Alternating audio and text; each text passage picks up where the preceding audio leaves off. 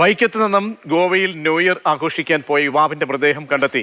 പുതുവത്സരാഘോഷത്തിന് പോയ വൈക്കം കുലശേഖരമംഗലം സ്വദേശി സഞ്ജയാണ് മരിച്ചത്. 19 വയസ്സായിരുന്നു. മൃതദേഹം തുടർ നടപടികൾക്കായി ഗോവ ബാംബോലിം മെഡിക്കൽ കോളേജിലേക്ക് മാറ്റിയിട്ടുണ്ട്. ഷിനോജ് എസ്റ്റ് ചേരുന്നുണ്ട്. ഷിനോജ്, എന്ത് വിവരങ്ങളാണിപ്പോൾ കുടുംബത്തിന് ലഭിച്ചിരിക്കുന്നത്? ഗോവയിൽ നിന്നും മരണം സംബന്ധിച്ചുള്ള മറ്റെന്തെങ്കിലും ദുരൂഹതകൾ അത് എന്തൊക്കെയാണ്?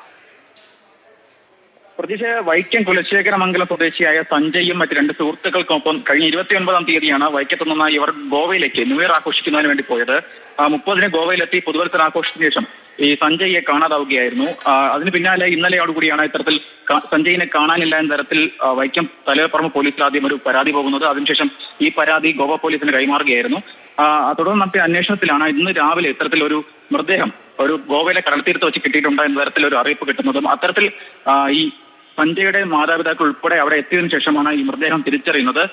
മാത്രമല്ല അവസാന സമയത്ത് സഞ്ജയ് ധരിച്ചിരുന്ന വസ്ത്രങ്ങൾ ഉൾപ്പെടെ ഈ സുഹൃത്തുക്കൾ തിരിച്ചറിഞ്ഞു. ഇതിന് പിന്നാലെയാണ് ഇപ്പോൾ ഇത് സഞ്ജയുടെ മൃതദേഹമാണ് എന്ന് സ്ഥിരീകരണം വന്നിരിക്കുന്നത്.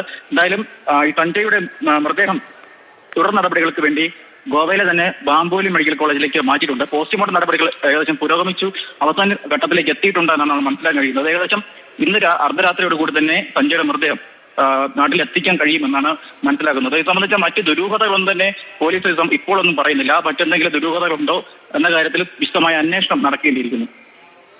ശരി.